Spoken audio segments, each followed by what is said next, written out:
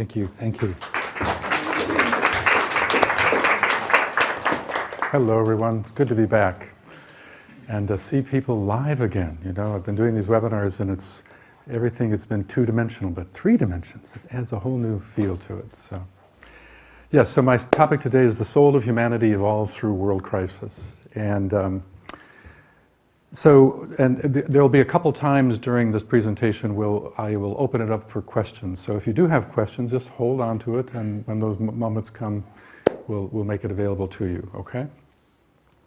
So I want to start by this idea that when I say the soul of humanity, it's a really important notion that I think it's well worth looking at. What do we mean by the soul of humanity? And in this philosophy, the esoteric philosophy, it is actually understood that the entire human kingdom, viewed in a more essential way, is actually one entity, one being. And that this entity that is called humanity is evolving. And like you and I, the soul of humanity is trying to transform its lower nature, just like you and I.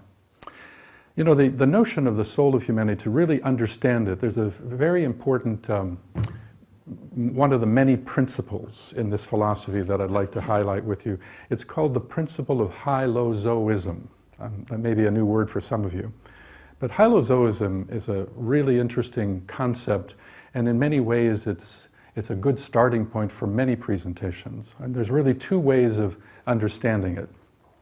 The first way is to recognize that in this philosophic view of life, all of creation is said to be underpinned by a singularity of livingness. In the ultimate sense, there's only one living thing, one beingness. And some people call that God. Other people may call it Brahma, other people may call it universal intelligence. It doesn't matter. Whatever you want to call it is fine. But it's the understanding that this one life, and we often call it the one life, this one life manifests in and as creation, as manifestation, as universe. It's the one becoming the many. And unlike Western theologies that often talk about there's a soul, there's a creator and creation, esotericism says no, it's actually God. It's not God and creation, it's God as creation. And God as creation is an entirely different paradigm for understanding our relationship to life and to the greater life that we are a part of. In the biggest, most fundamental sense, it suggests that in essence, each of us is the divinity that we seek. And so the whole path, in a certain way, the spiritual path, is a process of gradually and incrementally transforming yourself to discover that you are the divinity you seek. So with that understanding, hylozoism would suggest that there is really no such thing as inorganic anything. Because if you think about it, if it's one life manifesting as creation, then how could anything escape the living embrace of that very thing? Esotericism would say even the stones you walk on are teeming with life if we could but understand it. The challenge is that science today has a very narrow definition of what life is. You know, they'll tell you about life is, it has to reproduce, it has to consume resources, it has to create waste, it has to have a metabolism. But those are arbitrary ideas. From an esoteric point of view, it's everything has something to do with life. Now, that's kind of the first part of hylozoism, but the second part is actually even more important here, because it's this idea that every category of life is nested within a larger life. Every entity, big or small, is a cell within a vaster being. And that's an important concept. For instance, if you look at a cell in your body, that cell in this philosophy is viewed as an entity. It's a unit of consciousness, and it is infinitesimal, no question about it, but it's still an entity. And you know, if you've ever studied cellular biology, it's actually not that difficult to recognize that. It's amazing what a cell can do, but it's still just a unit within a larger system. And that larger system is the fullness of our being, our bodies. You and I are cells within a larger entity as well. And that entity is humanity as a whole. humanity as a whole. And that soul of humanity has a lower reflection. And that's its personality, just like you and I have a personality. And much of the challenges of the world today are because the soul of humanity is trying to make inroads, and the lower self of humanity, the personality of humanity, is rising up in defiance and causing challenges.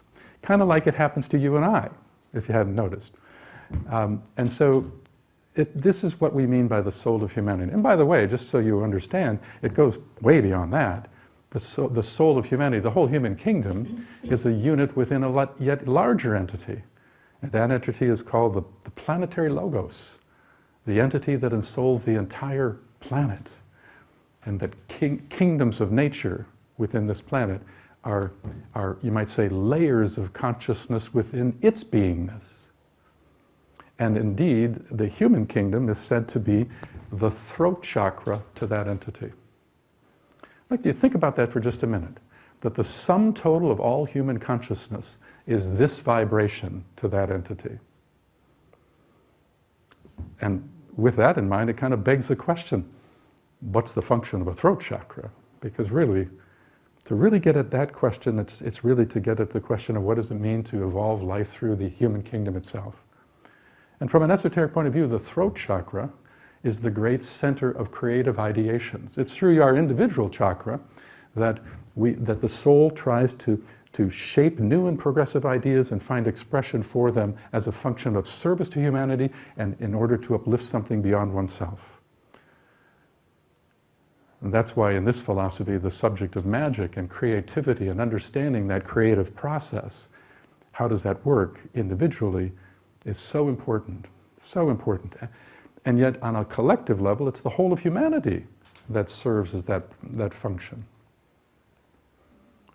And we can take it further. The earth itself, which is a god to us, it's a unit of consciousness within a vaster entity, and we call that the solar logos, the entity that ensouls the whole solar system. And in that context, our earth is a chakra. And on it goes. We can go all the way up to the Milky Way galaxy, and the whole Milky Way galaxy with 100 billion stars, that's called a galactic logos. So, and now we know that there are millions of galaxies. So you really think about the magnitude of this. This concept is so important, and I always think it's kind of, amazing when sometimes, if you ever hear somebody say to you, I had a deep meditation and I think I reached cosmic consciousness, all I can say is turn and run. Turn and run. Not even the solar logos can make that claim, you see. So this is what, but I lay that all out for you because this is what we're talking about when we talk about the soul of humanity, you see. And just like you and I go through periods in our own spiritual development where we have periods where we're in a greater spiritual crisis than other times, so too does the whole of humanity do the same thing. Now, the key is to understand that this particular view is that it's viewed that we are in a transition in two separate ways, and these transitions, overlapping each other, are actually the root of much of the challenge today. Many of you would know that we're in an astrological transition. Okay, so we're moving from the Piscean era to the Aquarian era, and it's not like one day one ends and the other begins. It's an overlap, and astrologers and philosophers have different views of how large that overlap is, but most people, that in my world anyway, we kind of put it at about a 200-year overlap, which is nothing in cosmic time, and that we're very close to the middle of it, that overlap period. And as a result, there's going to be more and more tension as a result of that.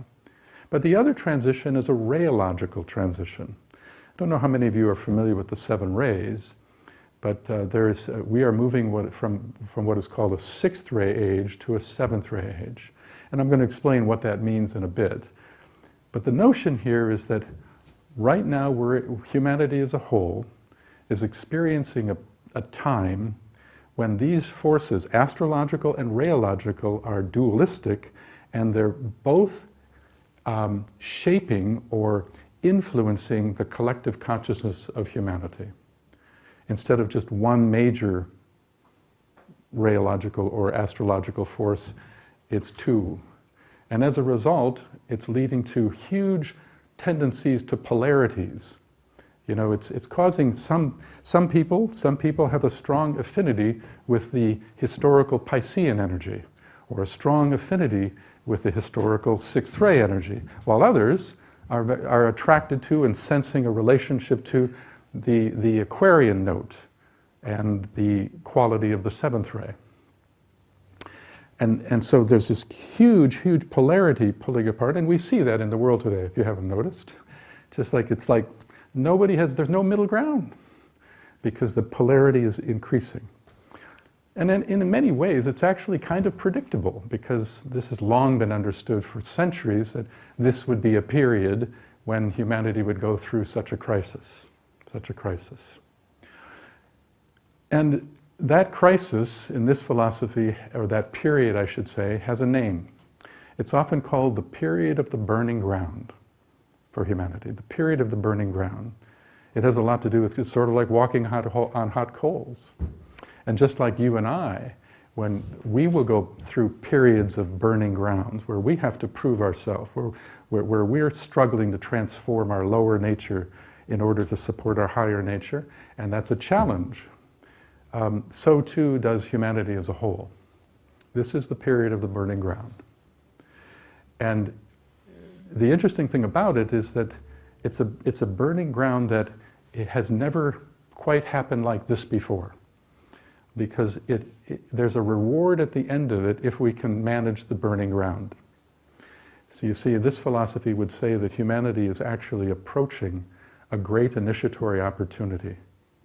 An initiation that is what we call the first initiation. And humanity has never come to that point. But now we are approaching it potentially. And the burning ground is the test.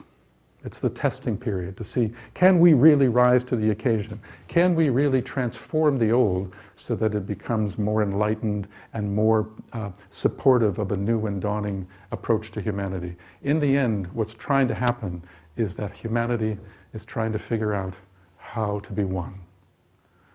And if we don't figure that out pretty soon, we're all in trouble.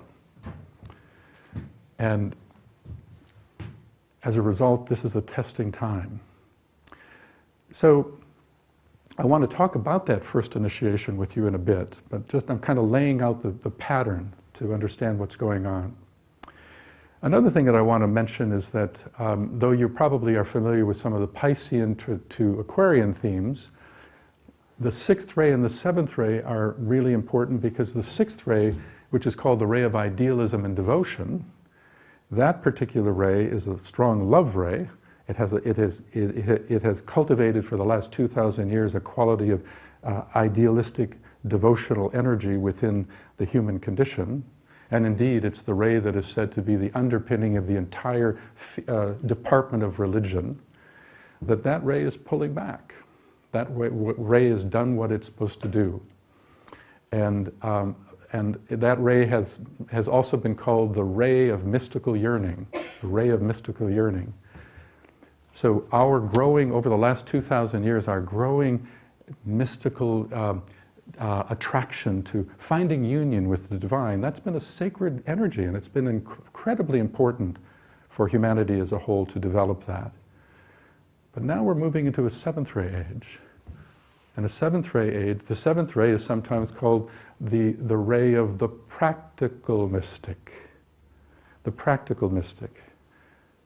Seventh ray energy is all about sensing the deeper spiritual connection to things, but it puts more emphasis on not just the love quality, it holds that for sure, but now it says use your mind. Use your mind and commit yourself to bringing your wisdom and your love into the world in a more tangible, grounded way. This is the ray that says, let's bring heaven to earth. And it's really, in its essence, it's trying to support the idea of repatterning the way we as a humanity live, the way we structure our society, the way we frame, the way we manifest our institutions. And in the long run, over the next many decades, it's going to support the idea that if we redesign the way we live in our societal systems, that those redesigns will help more of the best of the human spirit to find expression through those social systems and institutions. And that's the promise of the seventh ray. Whether we cross this burning ground successfully or not, the jury's out. I'm actually optimistic, but sometimes you wonder with what's going on. Okay? Everybody following me okay? Tracking this? Okay. So, the burning ground is, I actually think that the burning ground, we still have a little bit more to go. So the coals are going to still get a little hotter before they start cooling down a bit. So we're not quite at the break point yet, but it's getting close. Now, let me tell you about this initiation, because I really think it's important to understand why this is all happening. In addition to the energetic causes, what is the outcome for humanity, or the potential outcome? And it's this thing called the first initiation. The first initiation there's many names, and one of the names that's most often used is it's called the birth of the Christ within the heart initiation. The birth of the Christ. And when I use the word Christ in this philosophy, understand I'm not speaking of it in a Christian sense. That's a far too limited perspective. I mean the principle of love and wisdom. That's the Christ principle, you see. And so, as I said, humanity is trying to find a way of becoming one. And the first initiation is the demonstration of that oneness. And just as a human being, an individual who happens to be in an incarnation where they could take the first initiation, the same principles apply to humanity as a whole. So to try to help you understand the first initiation for humanity, I'm going to go a little bit back and forth between how it looks for an individual and then extrapolate that so that we see it as it applies to the whole of humanity. So, as the name implies, the birth of the Christ within the heart, obviously there's something about love here, obviously. And many people if a person is approaching in any particular incarnation the first initiation, what it represents is they've come to a place in their development where they're able to hold the steadiness of the soul and are able to, it awakens the heart chakra in a big way,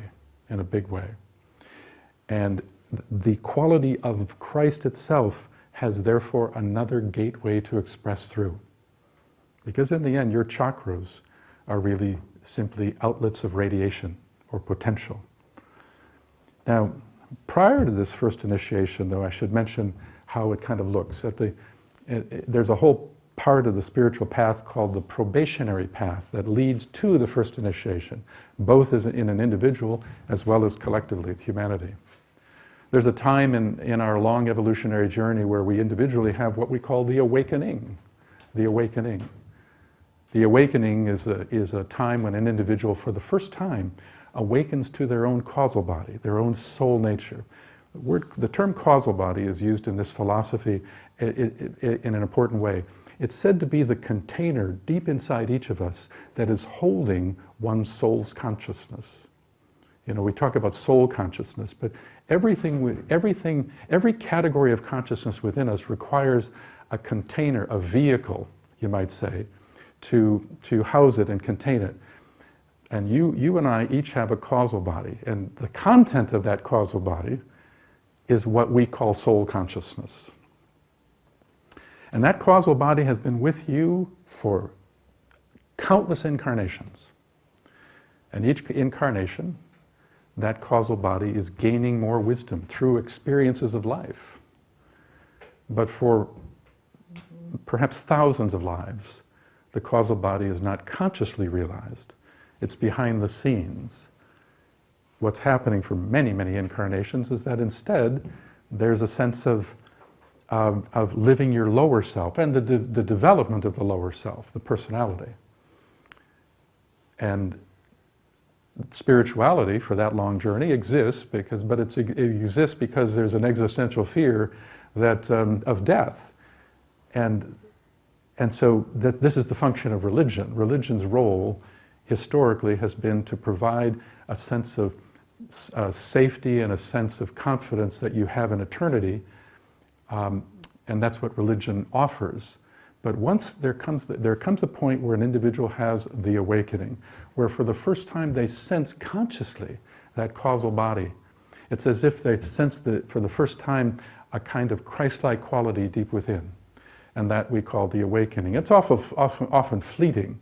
It comes, it can enliven you, it's an awareness of something transcendent deep inside you. In a way, it's the discovery for the first time of your own divinity, even though it's fleeting.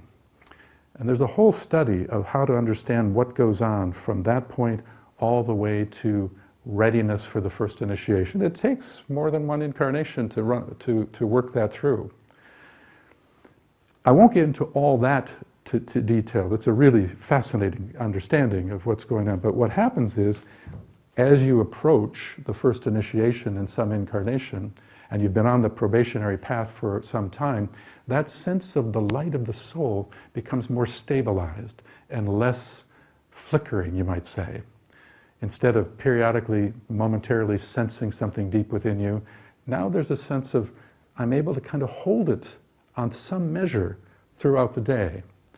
And so it is said that you are now approaching a readiness for this initiation. And by the way, interestingly, when you're at that point, it is said that inwardly you catch the master's eye at that point. It is said that as you approach the first initiation, the master, which is the inner master, senses that a future disciple has entered into the periphery. Take note. Take note. Still with me, everybody? By the way, when I use, so keep in mind that each of you as a soul are related to an ashram. You know, the word ashram means spiritual home. And a lot of times people think, they hear the word ashram and think, India. And listen, there are ashrams in India, and that's wonderful, and there's a lot of good spiritual work that's being done there, but technically, that's not the ashram. That's not the real ashram. The ashram is not in India. And dare I say, it's not even in London. Sorry, it's not in London. It's actually deep inside, friends, deep inside you, in a place deeper than your highest consciousness. And that your soul is a member of an inner ashram. And that your soul's purpose is not even your purpose. Your soul's purpose is to be an agent in support of the ashram from which you issue forth. And there are said to be 7 major ashrams, according to 7 ray types. Because even though I'm telling you in the big picture we're moving from a 6th ray age to a 7th ray age, the truth is, aside from that larger truth, there are 7 types of souls. And you're the type of soul that you are, whether it's 2nd ray or 5th ray or whatever, think of a ray as being a lens through which life looks out. It's a perceptual, it's an organizing principle of consciousness, actually. It organizes the way you perceive, the way you shape your interpretations of things, how you act and interact and interface with the world, and it even defines your inclinations toward different types of spiritual interest. That's really where your purpose is found. And so when I say, as you approach the first initiation, and I say you catch the master's eye, I'm speaking of the master of the ashram that you're a part of. That you're a part of. So when you take the first initiation as an individual, as I say, one of the things that happens is the heart opens up in a big way. And it is said that a first-degree initiate begins to really sense the underlying oneness of the human family, because it's in that deeper, subtler place, deep inside, where we actually feel and sense the oneness. Many of us theoretically say, oh, we're all one. Yes, we are. That's true. We're one in kind, and yet in a deeper sense, we're one in essence. And that oneness that you're starting to sense in an experiential way, you're starting to get the feel of what it means to touch the outer perimeter, the outer fringes of the soul of humanity. And it is said that a first-degree initiate is someone who has this, not only this incredible relationship to love, but is also a person that actually recognizes that service to the upliftment of that oneness in some way is essential. And that there's a sense of deepening one's commitment to live their life in support of human betterment in some way, shape, or form. Often according to the rheological nature of your soul, that'll define kind of how or where in the world you would do that. And it is said, and I'll quote here, it is said that a first-degree initiate, quote, assumes the burden of the future. Assumes the burden of the future, meaning assume responsibility for the upliftment of something in support of a better world. And a first-degree initiate is also somebody that recognizes that it's important to see it in larger units of time. To consider it from a multi-incarnational and multi-generational process. I always think about, from America, it's interesting to study the Native American systems of thought. And there are some Native American systems that when a tribe is going to make big decisions, historically they often take 7 generations in mind as they make those decisions. I don't know about you, but I don't see much of that going on around here, But there's that idea of extending our thought about this. So the first initiation has a lot to do with that. And selfless service becomes a motivation to live. It doesn't mean at that point, it doesn't mean that an individual knows their individual purpose. It doesn't mean that they say, this I know is my purpose. What happens and the advice to follow is to recognize that your work in the world as a first-degree initiate can be recognized by the trend of your thinking. How to put this? It is said that causal body, that soul within you, is found on the higher mental plane, deep within. And so it has a tendency to launch trends of lofty thought.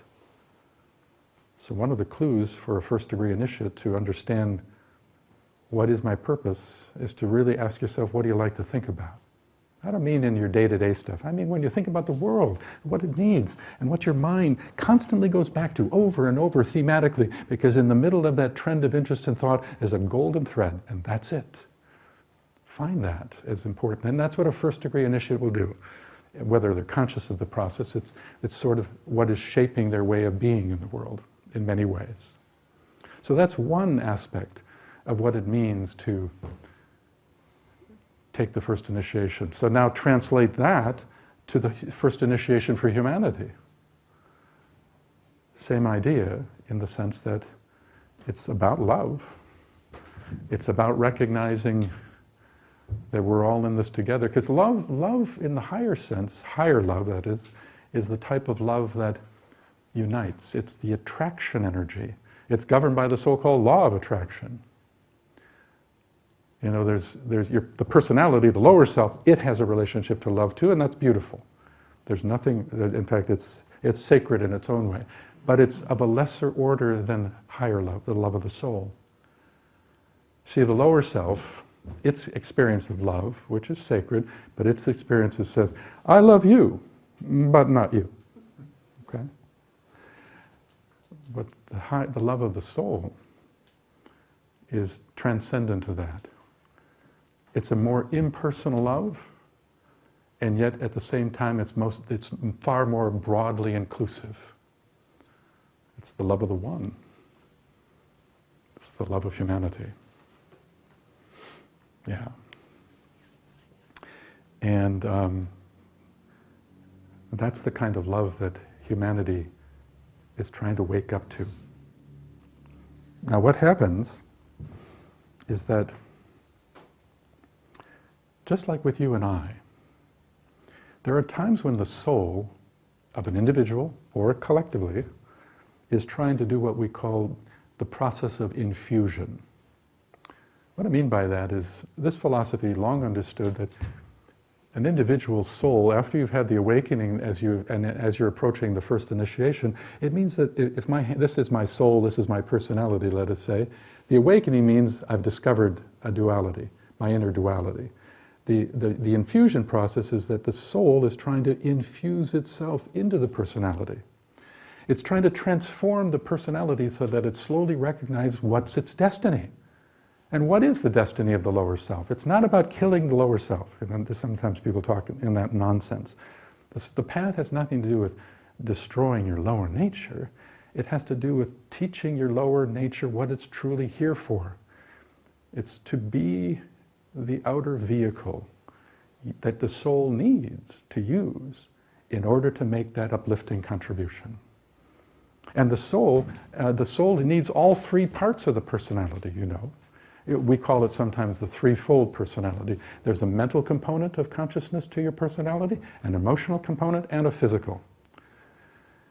The soul needs to use that mental body of the personality to shape thoughts that have practical application to transform.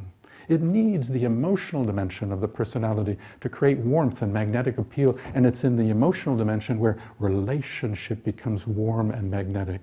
And it needs the physical instrument to actually get on with something, to make something happen. And so the destiny of the personality is to be the outer garment used by the soul as a function of service in the world. And remember, the seventh ray age that we're going into is all about taking it all the way down to the physical and actually making it happen.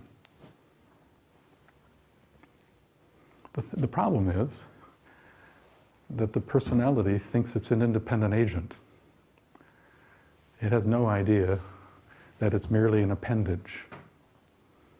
And the story is all about teaching it that it is. And every initiation has to do with more successful infusion, so that more of the personality has yielded to the regime of your higher promptings, your soulful urge, your intuitive guidance. So the whole study of initiation is much bigger than the first initiation, but I'm just trying to lay out a larger principle of what each initiation is about, more soul-personality fusion. And when they're completely fused, and the two are completely fused, that's, to make it easy, that's sort of like the front door to enlightenment. There's actually one more step, but there's a front door to enlightenment, as we would use that term. So if that's the case in an individual, the same is true, friends. When we think about the soul of humanity, it happens that right now, the soul of humanity is trying to infuse more of its sense of self, its beingness, its wisdom, its love, into the personality of humanity. And what's the personality of humanity? It's found in the unique cultural differences that we have. It's found in our historical biases. It's found in our, for instance, nationalism is actually part of the personality of humanity, whereas the soul is trying to promote internationalism. It has to do with historical patterns of nations in conflict with each other, and that create resistance to finding the oneness of things. And just like when sometimes the soul is trying to infuse itself in an individual, shadow issues, I use that term in a Jungian sense, shadow meaning unredeemed lower aspects of ourself, often unconscious, rise up in opposition to that. So as the soul of humanity tries to infuse more of itself into the human kingdom, shadow issues are dislodged and rise up in defiance. And that's why in the last few years we've seen the worst of politicians. Maybe not in your country, but my country's doing pretty well with that, okay. But not in your country, of course. Of course not. We've seen the worst of the business world. We've seen the worst of theology. And in many ways, if we're honest with ourselves, we've probably seen the worst of ourselves too.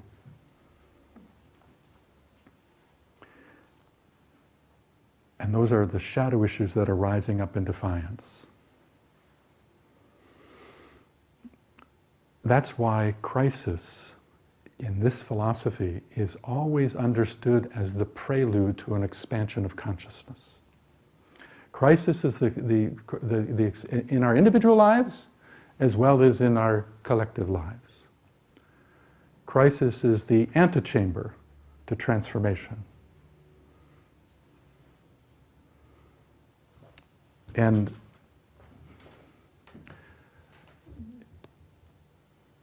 that's why, even though it's a messy world out there now, because there is crisis all over the place, in a way it's a good thing, in a way, because the fact that the elements that are coming up, the shadow issues that are coming up in all of these institutions and so forth, they've always been there. They've always been there for a long, long time, and yet less visible. But now they've been forced to be jarred out, and now we see it. And we can't change anything unless we know what it is and to see it. So you see how the crisis that we see in the world is, in a way, a good thing. Not a bad thing. But our lower nature, our personality, doesn't like it, it's uncomfortable, understandably. But the truth is, in the bigger picture, it's a necessity. Because it's the same thing that happens with an individual. You know, for instance, when an individual is experiencing moments where the soul is trying to infuse more of itself into the personality. You know, let's say, for instance, you find yourself really drawn to meditate. You feel like there's more need to meditate and align. Great. You find yourself wanting to study more, to build your higher mind, and you also find yourself wanting to more and more serve. When you start moving in that direction, there are moments when the lower self says, "Not so fast, buddy." The lower self says, "Hey, I've been running the show for thousands of lives, and now just because you hear this faint little whisper, you think I'm going to let go of the reins? Forget it," says the personality, and a battle begins. A battle between the soul and the personality. A battle between love and desire. A battle between unity and separateness. A battle between the future and the past. Conflict, crisis. On a large scale, that's what's happening today. And the question is, for all of you, and me, and us, all of us around the world, is will we each, in our own lives, rise to the occasion and bring the best of ourselves forward to help humanity walk this burning ground? That's the question. And I want to dive into that more in the next part of this talk, but I think it's probably a good time to open it up for any questions you might have. So, anything you'd like to ask? Let's give William time to have a sip of water. And okay. All of you just to contemplate. That was a hell of a lot to think about, William. And I guess you may need a couple of minutes to ask some piercing questions. So, yes, we got one at the back there. 7 types of soul, William. Excellent. Yeah. Have you read recently there's 7 types of monad? I thought there were only 3, but... Yeah. I can answer that too for you, but okay, go ahead. Does the soul tend to be the same ray as the monad? Uh-huh. So to answer that, first David's asking a question and you don't know what the monad is, so let me just frame it for you. There, in this philosophy, you have a personality, that's your lower self. You have a soul, that's the thing we're striving to become more of, but even beyond the soul, there's another structure called the monad. And that's you might say the personality is your lower self, the soul is your higher self, and the monad is your highest self. Okay? The soul in you is the Christ in you. The monad in you is the God in you. And the monad is so remote, and we don't wake up to the monad. Think of the monad as being spirit with a capital S, okay? We don't wake up until that soul and personality are completely fused. When that happens, there's a deeper kind of awakening. You actually awaken to the monad itself. I'm doing a whole 2-day seminar on that process at Stroud in the weekend after next. So, but I needed to define monad for you in order to answer his question, okay? The answer is that rarely would the monad be the same as the soul, but it can happen. It can be. So there's a whole thing about the triad between the soul and the monad that we have to consider, and that too is governed by a ray. So it can be, but it's less likely to be. Yeah. And in terms of the question of the 7 rays versus the 3 rays of the monad, fundamentally it's 3, but each ray has 7 sub-rays. And so when you read about seven rays of the monad, it's really 7 sub-rays of one of the 3. So, yeah. I hope I didn't lose you. I probably did. But any other questions?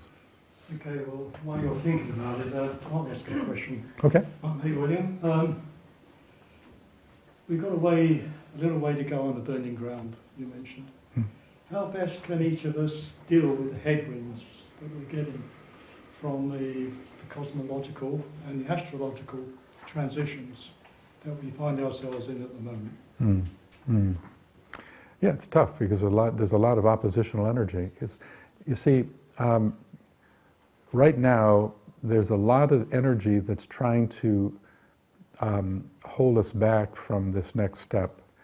It's just like those shadow issues are rising up as a resisting force.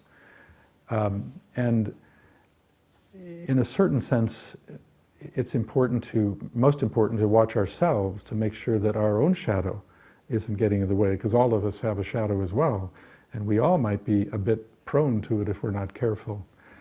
But the answer is to realize that this is the time when we want to. It's not about being a fighter over evil. You know, it is said that when you're on the path, the story is not about fighting evil, fighting negativity.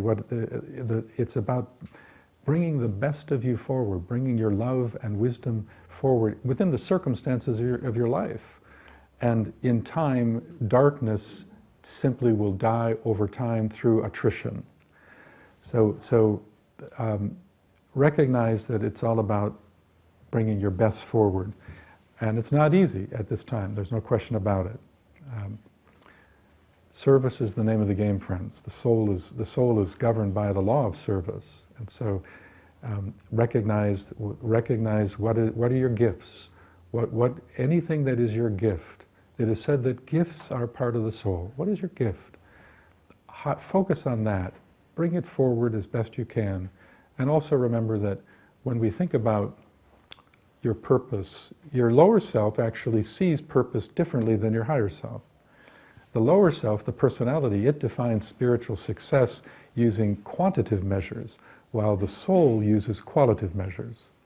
The personality thinks that the personality is saying how big, how often, how much, how many. That's the lower self speaking. But the higher self doesn't do that. The higher self says how well, how much of its wisdom and love does the personality allow to be integrated and expressed in the immediacy of your life. A lot of people think, well, once I have, there's a picture of somehow I got to be doing, when this door opens, then I'll be ready. No, every moment of your life, you're exactly where the possibilities of service are to be rendered right here, right now. Whatever your life circumstances is, that's where service can be rendered. And so questions of big and small are always personality driven. So when you see a spiritual person out there who seems to be having a big influence with a lot of people, and you see another person that is touching 1 or 2 lives here or there, don't make the mistake of thinking that the person that's touching a lot of people is necessarily further on the path than you. Some of the most advanced disciples I've met in the world have worked in isolation. You never see them, and yet their contribution energetically can be profound. So, okay. Yeah, thank you. Yes? Hi. Hi. I'm not sure if this is a very good question, but I just wondered how you see technology and like the advancements and how it's going, AI and everything, Zoom calls. Mm. How do you see that kind of fits into the big plan and the oneness? Is it a good thing or is it not black and white? AI being artificial intelligence, Yeah, which that we're talking kind about, of. Right. which we're just waking up to now. Yeah. Yeah, yeah. Well, I think technology is a good thing in the big picture. It's a good thing, and it's very Aquarian. You know, it's the sign of Aquarius rules science. The ray of science is the fifth ray, and the sign of Aquarius is one of the major carriers of the fifth ray. So, and the dawning of the Aquarian age, the beginning, the very faint beginnings of it, really began on the advent of the early scientific revolution. So people like Descartes and Newton, these were great fifth ray souls, and they were beginning the process. And so science is not going away, and yet there's a shadow to science too. There's a shadow to science for sure. So it's about learning to, as we move through science, learning, taking advantage of the advances of it, but recognizing that it has dangers as well, and to be mindful of that. So you know, this AI thing, truthfully, I need to study it more clearly myself, because it is, there's a lot to it. I recently spoke to somebody who was saying, do you think that AI, that the soul would use AI instead of a physical body? And I would say, absolutely not. That's the blessing. Because the soul, look, your causal body is the thing that moves from one incarnation to the next. That's what reincarnates? It's your causal body. It's the causal body that moves from one incarnation to the next, and each incarnation, there's a whole physics of how the causal body is going to incarnate into the next, its outer garment called personality. There's a whole fascinating process, and I'll reserve that for another talk. But having said that, it also is what is required to, there's also a whole structure called the use of the permanent atoms, which has to do with how to move karma into the next incarnation, and how there's karma that's going to be trying to play out through the mental dimension there's other karma that's emotional, there's other karma that's physical. And so AI doesn't have a mental body. It kind of has an artificial mental body, but the whole point is it can't possibly manage those variables. So in that sense, we will always have the upper hand, if that makes sense. Yeah. But having said that, there's some real dangers that we ought to be mindful of too. Definitely, definitely. Yeah. I'm thinking about the souls who believe they serve their purpose by following the shadow. So would you define that? For instance, if you think about Nazism. But what? If you think about Nazism and the Nazis. Nazism, yeah. Would you see some kind of, would you define that as some kind of cancer of humanity? If you think of each person as a cell. Mm-hmm. Mm-hmm. Do you see what I mean? Because there is an energy in that. Mm-hmm. So where does that, do you see what I mean? How come there is such a strength in the evolution and the spread of such a phenomena for these souls? Yeah, yeah. Well, first thing, realize that the greatest enemy to the future of humanity is something called the heresy of separateness. The heresy of separateness. And any ideology, any thought form, including the thought forms we call Nazism, anything that emphasizes the heresy of separateness is moving us away from the future. And yet, everything is living, so thought forms are alive. That's another part of the study of magic, is to recognize that humanity evolves through its relationship to ideations. We have ideas. They first come to us intuitively. We shape thoughts around them. This is what magic is. Magic is the art of thought form building. And then we bring it into the world, and we try to find ways of applying it that uplift and make the world a better place. But what happens is that over time, ideas run their course, and become more and more an obstacle. I often say, just as a metaphor, that which is your temple today will become your prison tomorrow. The ideas that you hold as near and dear as true today, as long as they enrich you, help you grow, and help you recognize more of the oneness of humanity, then it's a temple. But eventually, it's done all it can, and more it becomes a prison. And the irony of that is not only does it become a prison, but we find ourselves prisoners, but we also play the role of the warden and the guard. It's weird. But the idea here is that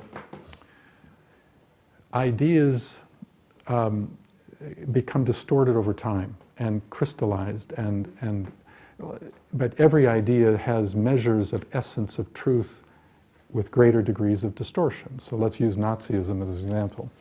In the Nazi platform, there are actually some sacred principles.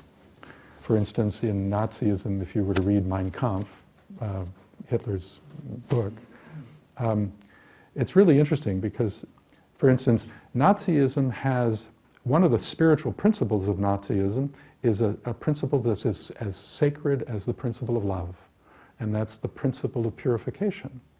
Purification, that's as sacred as love. But the form, the thought form that has evolved from that led to the purification of racial types of all things, you see. So that's what I'm trying to say. When you're whether it's Nazism or whether we're talking about any kind of ideology that is separative and creating hurtfulness and hurting groups of people, that indicates that a spiritual principle has now taken form in a way that is it's more along the dark line, okay? So Nazism is precisely like that. So everything has darkness and light to it. Even you and I, you have a soul, that's light. You have an imperfect personality, that's dark. And so when you study this and get into this philosophy more, you start to realize that it requires that we look deeper than just the idea and try to sense what is the deeper essence of it.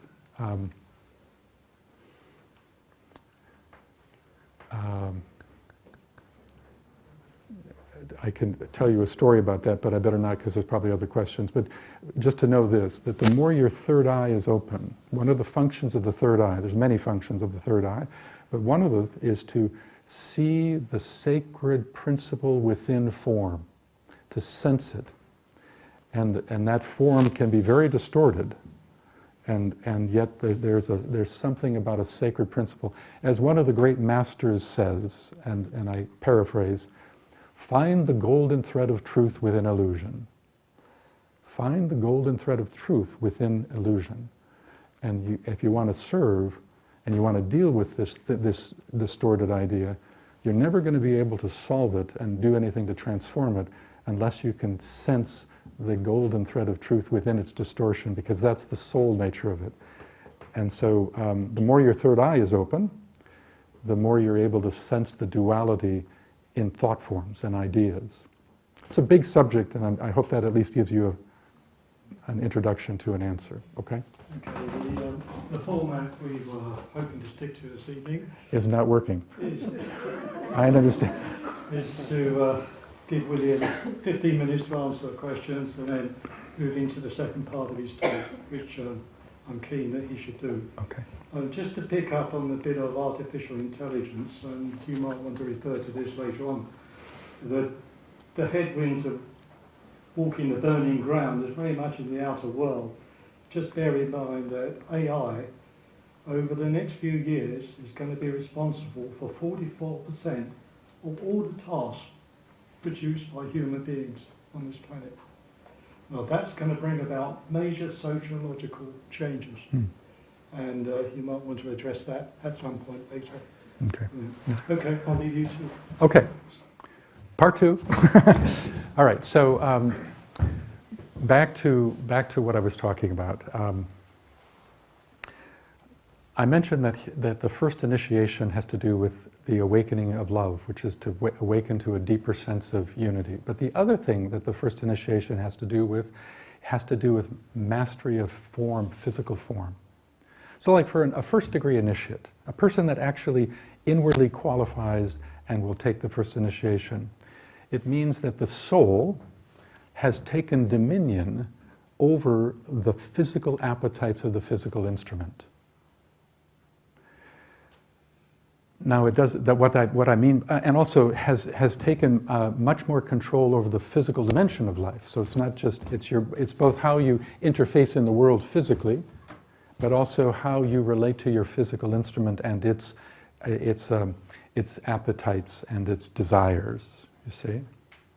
It doesn't mean, for instance, it doesn't mean that a first degree initiate has no desire to or no need to eat. It doesn't mean that a person that's a first degree initiate has no sexual life at all. No, it doesn't mean that at all. What it means is that those appetites, which are quite natural for the physical body, that another part of you is able to hold a sense of the observer and hold a sense of a regulatory oversight over those appetites, so that you become more masterful of those appetites rather than them letting you, than they controlling you, is what I'm trying to say. Now, that's a big issue, friends, because so much of the challenges of the world today, as it prepares to take this first initiation, is the problem of appetite. But I don't mean appetite in terms of the way I just talked about it. I'm talking about consumption. The whole principle of consumption by humanity is out of control. You know, I recently read that Western nations particularly, our consumption of resources if we were to keep that up, it would take 5 Earths to maintain that. 5 Earths, okay? You think about that. So, and the challenge that we have as a humanity is that consumption and that idea of it's being exploited through our advertising systems. It's being inflamed by heightened desire, so that we've lost the capacity to rightly discern between want and need, And so one of the great challenges for humanity is to rein that in, and that's going to be very difficult for Western societies because our economic systems are based upon consumption. We define economic growth as something that is a product of added consumption, and that's a big challenge for us all. Now, the other thing to keep in mind is that the first initiation, there's a very, very sacred principle that is underpinning it that I want to share with you. It's called the principle of right relations, the principle of right relationship. The principle of right relationship is a principle that says this, that to move forward in our evolution, individually and collectively, we have to understand what is the right relationship with the many parts within a living system. Like, for instance, individually, we should be asking ourselves, what is the right relationship to have between the heart and the head? What is the right relationship to have between the masculine and feminine within each of us? What's the right relationship to have between action and inaction, soul and personality? But on a collective level, it has to do with right relationship and bigger systems. What's the right relationship between nation and nation? What's the right relationship between a government and those it governs? What's the right relationship between humanity and money? What's the right relationship between humanity and Mother Nature? What's the right relationship between religion and religion? What's the right relationship between men and women? These are incredibly important questions, and those are just a few examples. And the first initiation has so much to do with imbuing within us a greater sensitivity to right relationships. So many of you, I would imagine, are on the path. Many of you, I would imagine, have some measure of soul recognition within you. I don't think you'd be here if you didn't. And what's happening is that the soul of humanity is trying to infuse more of its nature into those who have some measure of awakening in their own individual systems, like yourselves. So one of the principles that the soul of humanity is trying to impress and infuse within awakening disciples, we'll say, is this principle of right relationship. So what's interesting about that is that that principle of right relationship, the more we sense it in us, the more we start to try to navigate our lives in accordance with that, but it also makes you more sensitive to wrong relationship. In other words, you're going to understand and recognize wrong relationship more easily, more readily, if you have a deep recognition and a deep sensitivity to what constitutes right relationship. Does that make sense? Okay?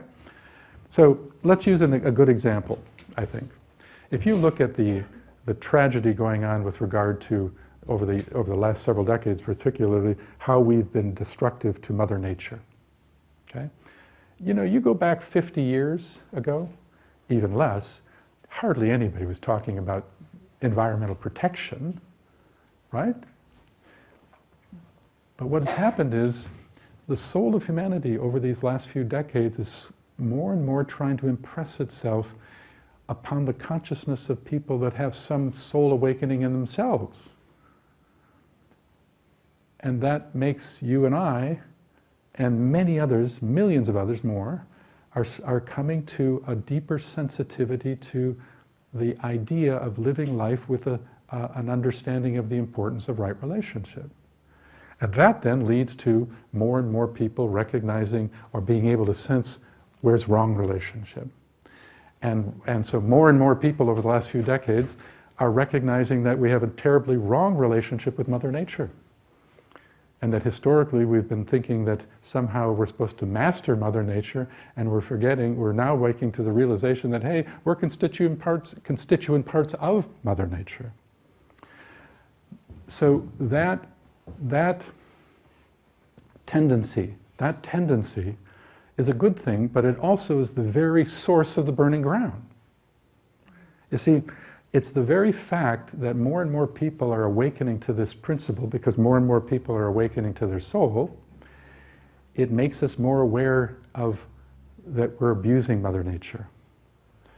And that then, that's the coals, friends. That's the coals.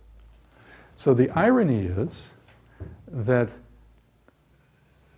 awakening to a higher principle is what can lead to more pain as a function of transformation. And the amazing thing about it is that out of that arises the rise of the environmental movement. So out of the burning ground comes the antidote. And this is an example of it when I use when I talk about this particular social issue. So again, I'm trying to show you the dynamics. You know,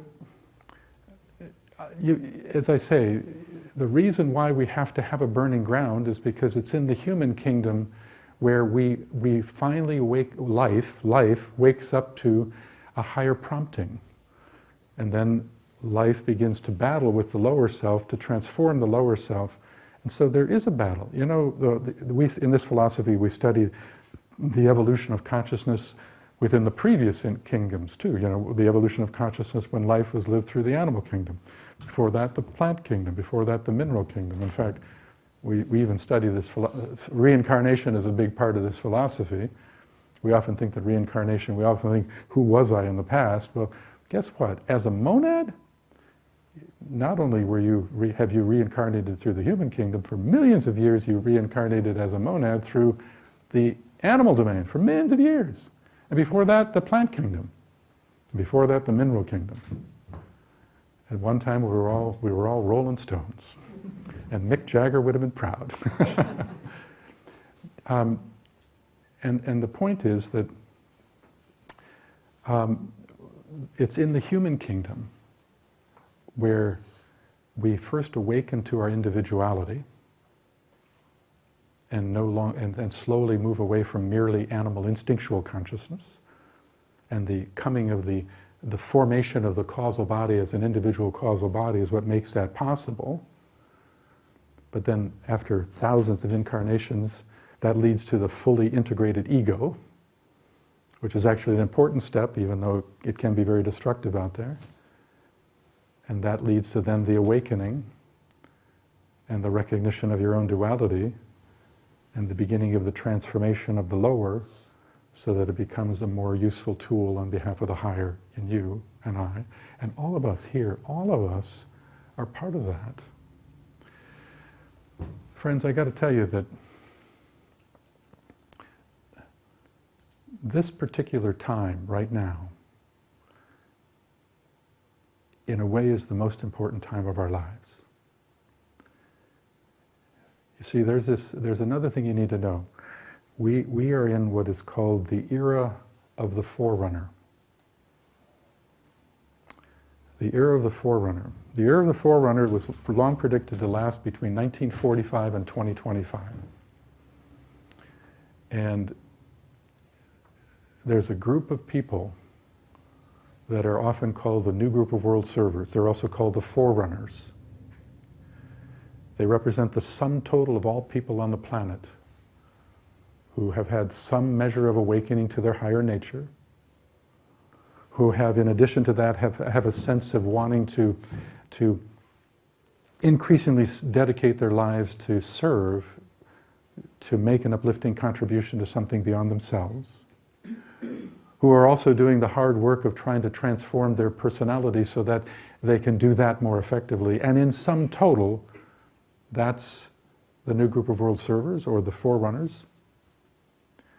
And you know, it's interesting because we're told that the masters look at that whole group and it's growing. They're in their millions now. And the masters look at that whole group and they don't see a million people. They see one entity. And they have a name for that entity. They call it the world disciple. The world disciple.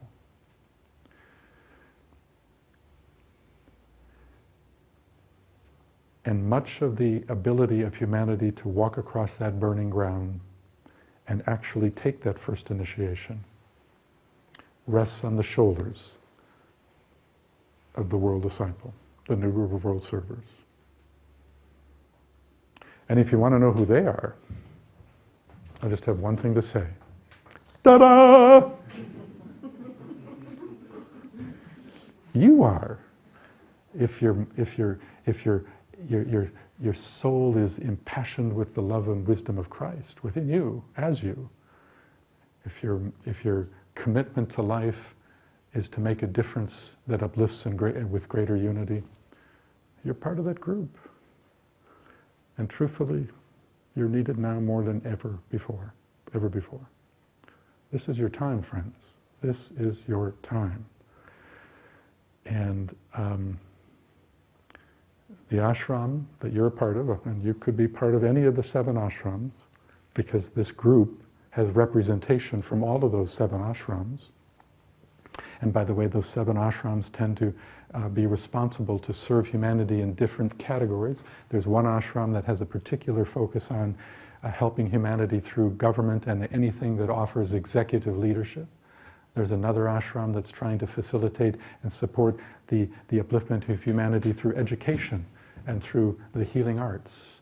There's another ashram that has a lot to do with economic systems and finding ways of supporting humanity through developing economic systems that support the right distribution of resources in order to ensure the sustenance of all life. There's another ashram that's very committed to the arts and culture and the upliftment of humanity through beauty.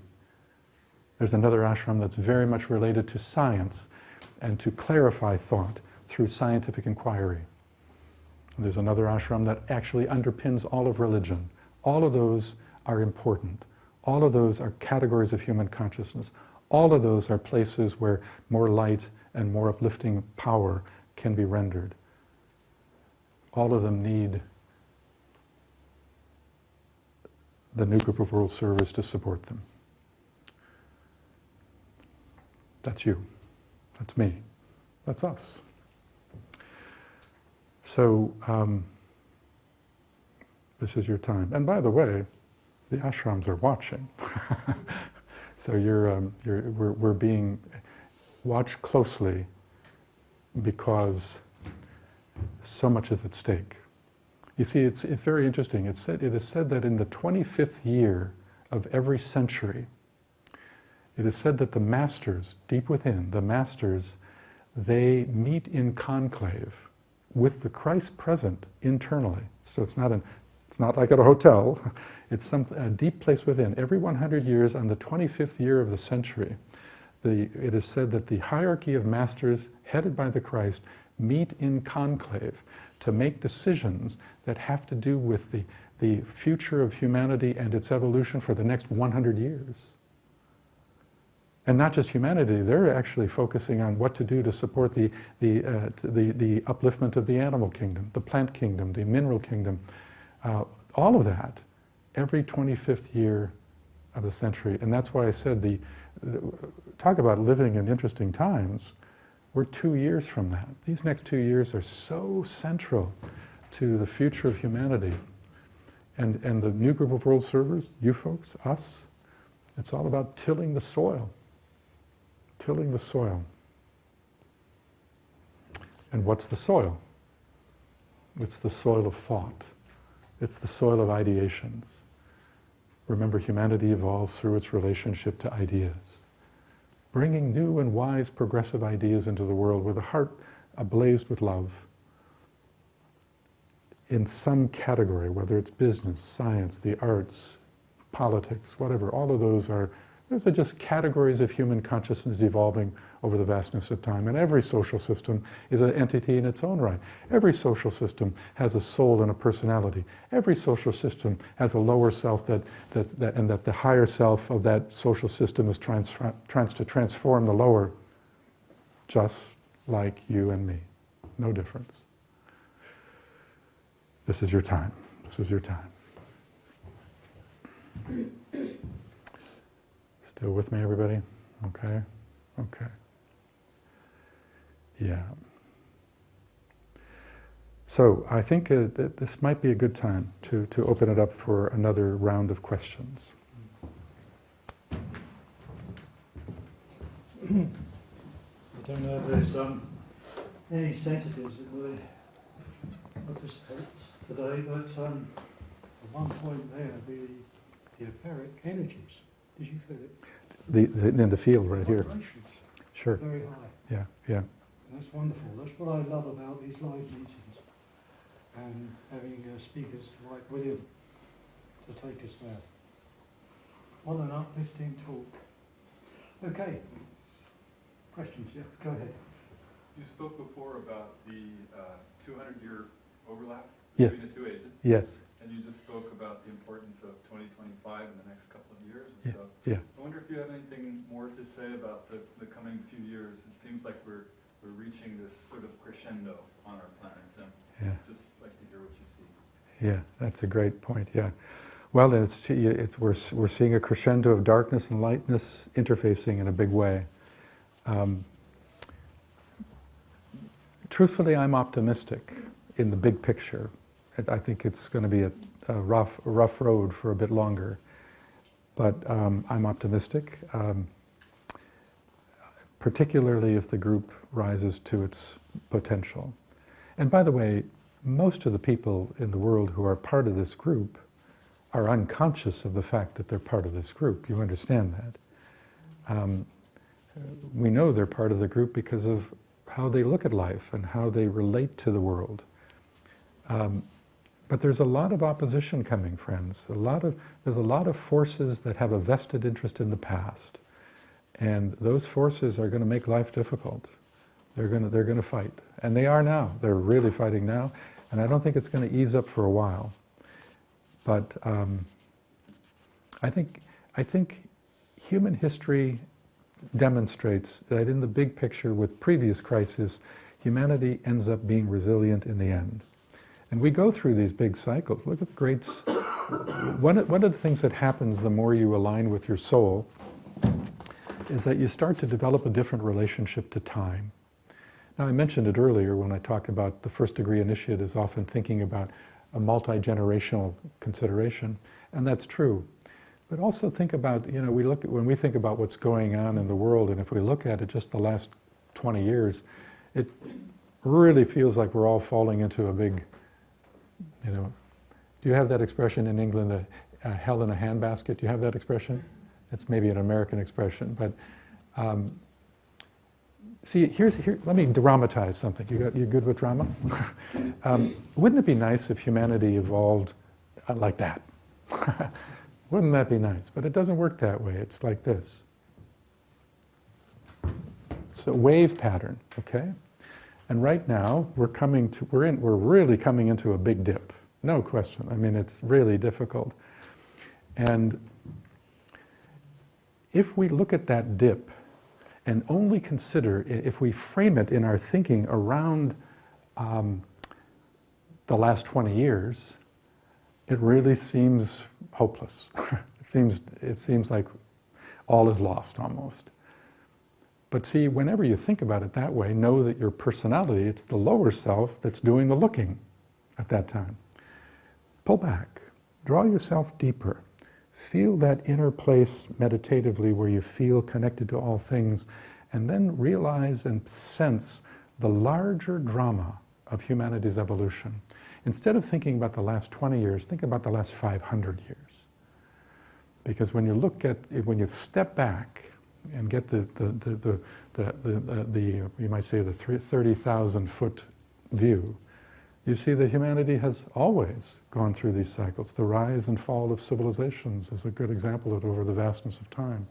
Yes, we are definitely in a downward trend, but never forget that when you pull back, you realize that it's still within a larger upward motion, even though it's a big downward trend at the moment, you see? So pull back, see in larger units. You know, it's so interesting, the personality, the lower self, its relationship to time is that it only understands time within a single incarnation, actually, because the lower self only exists for an incarnation. When you die, your personality falls away. Your causal body, your soul consciousness is what carries. So your soul actually has a multi-incarnational view. You know, and for instance, instead of one life, your soul sees many lives and it senses it. In fact, I'm not sure what I often think it's probably 7, because the number 7 is so strong in this philosophy. If it is, then it senses 3 lives in the past, the current life, and 3 lives in the future. And from the soul's perspective, those 7 lives, boom, that represents 1 unit of evolutionary intention. Another 7 lives, another unit of evolutionary intention. So realize that the higher part of you is going to tend to elongate perception of time. Indeed, interestingly, there are things that you will do spiritually in this life that won't bear fruit until the subsequent life. Now, when the personality hears that, it goes, ooh, I don't like that. I don't like that. But in truth, it's true. Now, there will be things that do manifest, so it's not that way. But also realize some of the fruits that you're creating now that are really good, that uplift, actually you planted that seed in a previous life. So you have to think about the other side of the equation. So adopt a longer view, and it can give you more assurance that even though we're in this downward dip, there's a sense that in the big picture it's still upward trending. That might help. Okay? Okay. Okay, back there. Where in the philosophical teachings do we learn about the importance of 2025? Okay, so there's many branches to the esoteric philosophy, and one of the branches that I have a lot of background in is the work that Alice Bailey did back in the earlier part of the 20th century, and she took dictation from the Master Djwhal Khul for about 30 years, and it's in that material that you'll find it. One of the places that is really important is a writing called The Rays and the Initiations. That's one of the locations where it's found. Okay? Yeah. Any other questions?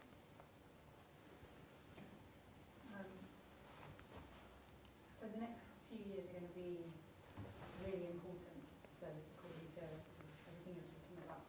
What can I do, what can we do to ease the transition that's happening in the next few years? Yeah. Well, so the question is, given the transition, what can we individually do to ease that transition?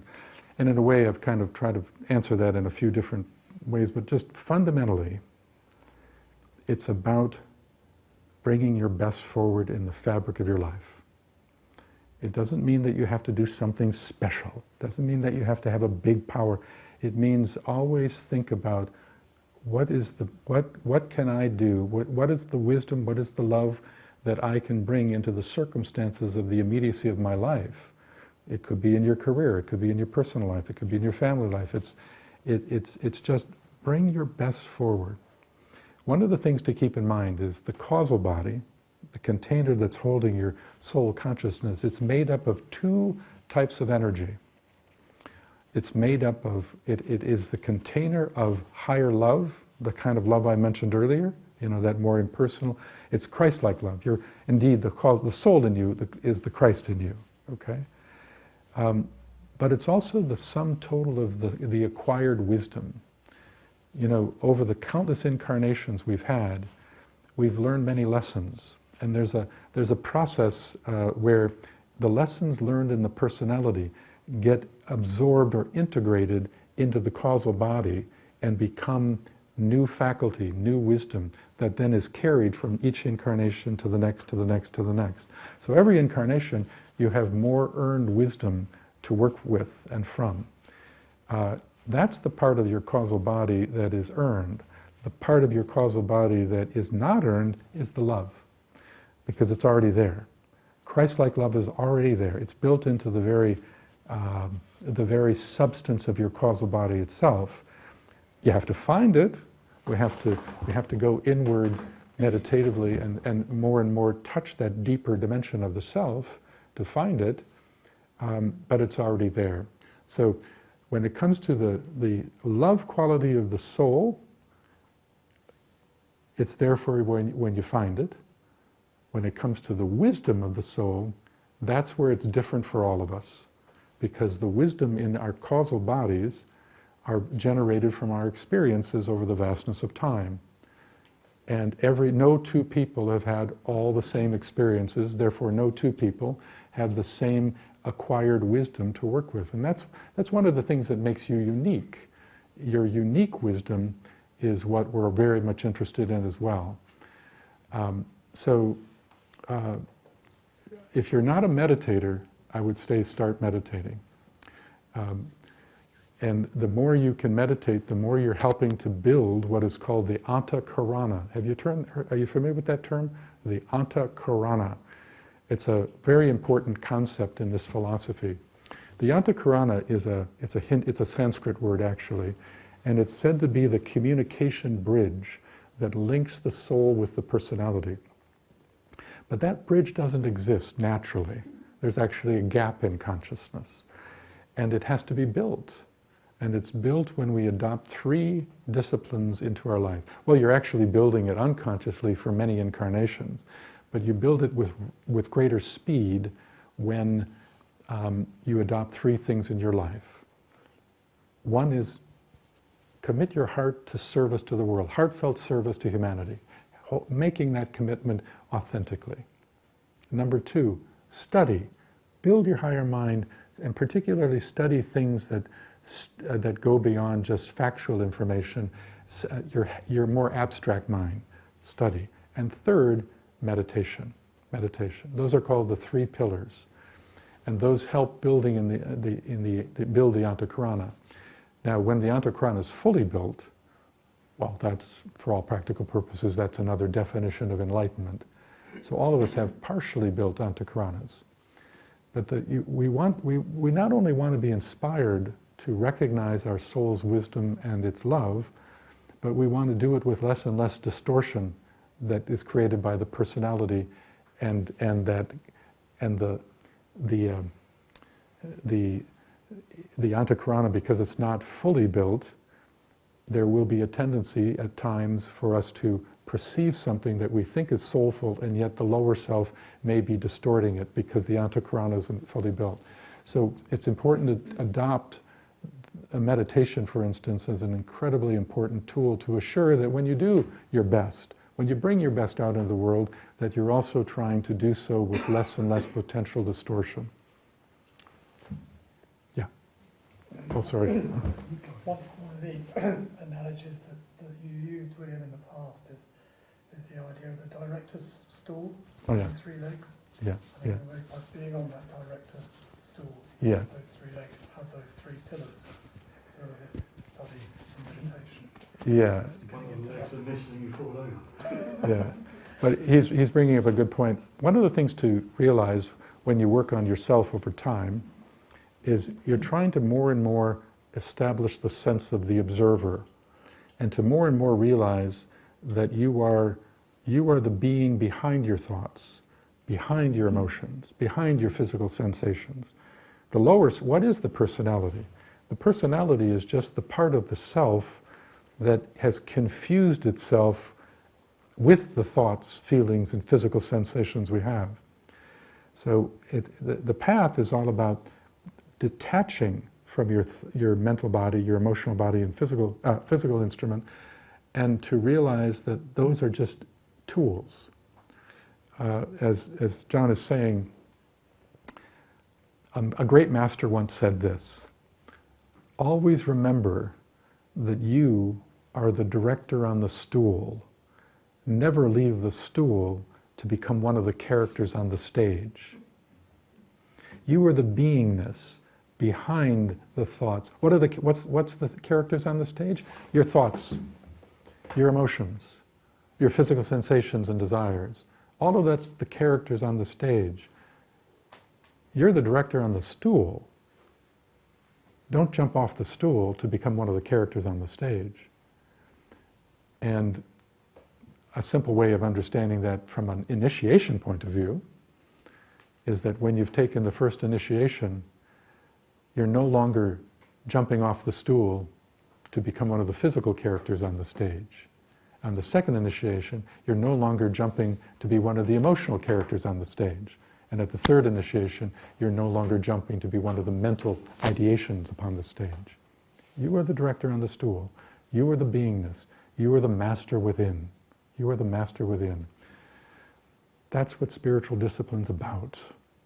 Know the difference between your day-to-day consciousness and the part of you that is the eternal beingness within. So it's just part of, and the more you meditate, the more you what does meditation do? It helps you learn where the stool is. It helps you learn how to find the stool and sit there. And the more you meditate, in terms of, I don't mean more in terms of length of time, but I mean over years of meditation, the more you not only know where the stool is within, but the more you're able to hold the stool even when you're not meditating. And when you can do that all the time, under any conditions, no matter what's happening, they give you another name. They call you the master.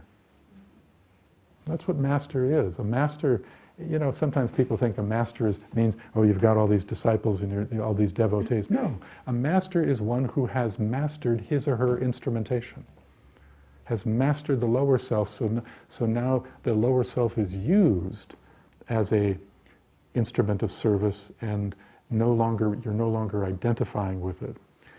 It's for instance, as an example, it's about learning how to use your emotions rather than being used by emotions, you see? And that's like an example in the Christian story of Jesus walking on water. That's the real message, Did Jesus really walk on water? I haven't a clue. I think probably so, but actually that's the least important part of that message.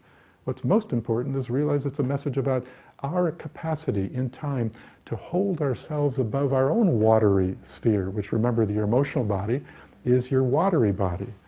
And so to hold yourself above your emotions and not be drowned by your emotions is what the second initiation is about, and that's what that story is really about. The whole story of Jesus and the steps leading to the crucifixion are really metaphors about our own journey and the steps of the initiation process. You are the director on the stool. Don't leave the stool. Okay? Do you have any advice on integrating the shadow aspects of ourselves, or working with them? Okay, so she's asking, do I have any thoughts about the process of the shadow and its integration? Well, first realize that all of us have shadow, okay? And realize that shadow is often a distortion of something sacred. So, as an example, let's say one of our shadow issues is that we have a lot of desire. So what is that a distortion of? Well, desire is actually a distortion of love. Both desire and love are governed by the law of attraction. Desire is attraction of forms, attraction to form. I want. But higher love is all about, the attraction of participation in the oneness of things. That's what love is. Love is the recognition of the underlying oneness of all things. And so to transform desire, it has a lot to do with recognizing what is the sacred principle that it's a distortion of. That's the first step. Always, whatever you want, whatever your shadow is, ask yourself, what is the sacred thing that it is a distorted representation of? You see? Like I said with regard to Nazism. Nazism is a huge distortion of a very sacred thing. In this case, I was using the example of purification. But so and again, what helps you do that is to utilize your own third eye, because that's the instrument in us that helps us recognize that. As an example, if you were to, let's say you go into a beautiful garden and you look at a beautiful tree. These two eyes, which are sometimes called the eyes that look from here to there, these two eyes see the form, the bark, the tree, the color, all of that. But the third eye is the eye that sees beyond the form and senses the living principle, the life force as it's working its way through the trunk, the branches, and the leaves. Nature is a fantastic way to get acquainted with your third eye, you see. But then it applies to a lot of things. It applies to your own shadow stuff, but it applies also to other things in the outer world. Like, for instance, when you see other people, your third eye is the part of you that senses the deeper sacredness within the other person, whereas these two eyes might only see its personality tendencies. The third eye senses something sacred beyond that. Or in national news, just watch the world events. These two eyes, and what the media presents us, as it understandably would do, it's trying to help us see something through these two eyes. That's important, because these two eyes show us the form that's presenting. Whether it's the crisis in Ukraine or whatever it is. But this eye is trying to help us see beyond the events in Ukraine to sense what are the sacred principles that are trying to find expression through the horrendous stuff that is going on in Ukraine, and doing so at different degrees of distortion and accuracy. And from that is how you start to serve, you see? So the name of the game, friends, is to develop a capacity over time to start to see the duality in all things, and your third eye does that. The third eye does a lot more than that too. I could tell you other things, because for instance, the third eye is also very related to your sense of direction. You've heard the idea that energy follows thought, right? That's a common notion. Do you know that that sentence is actually truncated? And that somehow, somewhere along the line, we remove the last half of that sentence? Yeah, here's the whole sentence. Energy follows thought, and the I directs the energy. Wow, what a thing to cut away. The I directs the energy. So, there's so much more I could tell you, but I hope that at least helped a little. I think it's amazing how William can put in a few words. Krishnamurti took 2 or 3 books when he was talking about the master, the observed and the observer. Thank you for that, William. It's only taken us about 18.5 million years to get to where we are now. Yeah. With following the impulsion of mind, which differentiated us from the animal kingdom into what we call now the Homo sapien. Do you get the feeling, William, that the hierarchy are now getting, saying to the soul of humanity, come on, move on, you've got to make some progress? Yeah, so when Morris is using the term hierarchy, he's speaking about the sum total of the 7 ashrams together. They're called the hierarchy as one thing, and each is headed by a master, and then all together are headed by the Christ or the Bodhisattva, whatever term you want to use. And yes, in answer to Morris's question, this is a time when the hierarchy of masters, and they represent the sum total of all liberated souls that have gone before us, are particularly focused on trying to get the soul of humanity and us to bring our best forward. Because as I said, the hierarchy is very aware of the crisis that humanity is going through. This conclave of the hierarchy is happening in just 2 years, and the more that we can respond to our higher nature, the more you're responding to the impulses from the hierarchy and the ashram that you're part of within that hierarchy. So I say, friends, this is your time. You're needed now more than ever, more than ever. Okay, well, it's been a hell of an evening. I mean that nicely. No choice of words. It's been great. We've really enjoyed your talk this evening, William. Thank you very much. Thank you. Tremendous wisdom there. I'm going to ask Alison to say a few words, but thank you all very much for coming along to the Theosophical Society of England and Wales. And I hope you've enjoyed this evening. I've certainly enjoyed your participation. And William, come back again soon, please. Okay. I'll pass you over. Oh, thank you very much. Well, I just really wanted to say thank you to the Theosophical Society who've hosted us tonight, for William, who's come and given us a wonderful lecture. But most of all, I'd like to thank all of you for actually pitching up. Because post-pandemic, I don't know, people seem to be glued to Zoom, but not always liking it. I get so many people saying, oh, why don't we meet face to face? Tonight's been great. We're meeting face to face. And as you said, you can feel the energy in the room, which is lovely. So the final part of this evening is we're doing some refreshments and some nibbles so that you can continue some of the conversation with each other and ideally talk to somebody that you don't know. Because lots of people say to me, how do I find my tribe? How do I find my like-minded people? Where I can express some of these sorts of views without fear of somebody saying, oh my goodness, who are you?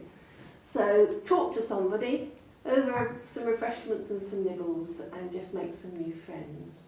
But finally, I'd just like to say thank you, William. That was a big topic to cover in a very limited amount of time. He's given us a broad landscape, the wider view. But actually, it was quite good to be able to dig deeper. A bit like Becky said, what do I do? What do I do on a personal level to help some of this transformation? Well, William's prepared to help us with this. So on Saturday, there is a workshop that looks at what is the practical magician? What do you do as an individual in your everyday life, in how you think and behave and act? So There are still tickets. If you want to go deeper and think, what does it mean to me personally? What's my contribution? Come and see me. I've got the tickets. So go and enjoy your refreshments now. Thank you. Thank you all. Thank you very much.